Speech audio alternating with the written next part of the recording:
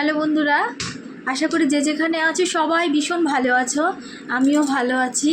এখন বাজে রাত 9টা। তো একটু বেরোবো কিন্তু জানো তো ছেলেটা এত দুষ্ট করছে, দেখো একটার পর একটা আকাম করে যাচ্ছে, আমার লিপস্টিকগুলো সব নষ্ট করে দিচ্ছে। কোনো কিছুরই ঠিক নেই।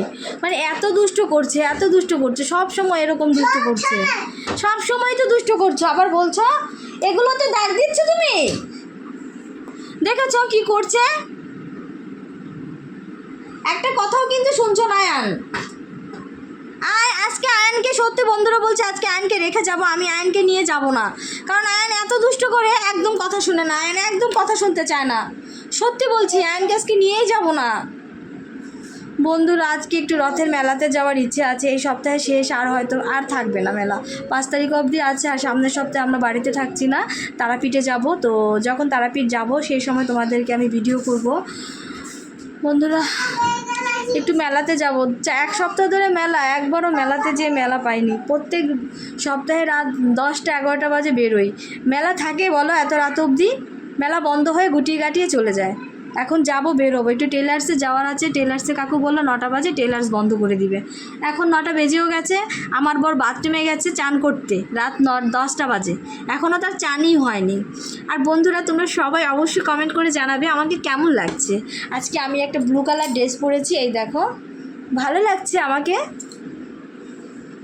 কিন্তু অবশ্যই তোমরা কমেন্ট করে জানাবে আমাকে কেমন লাগছে, ঠিক আছে? হ্যাঁ।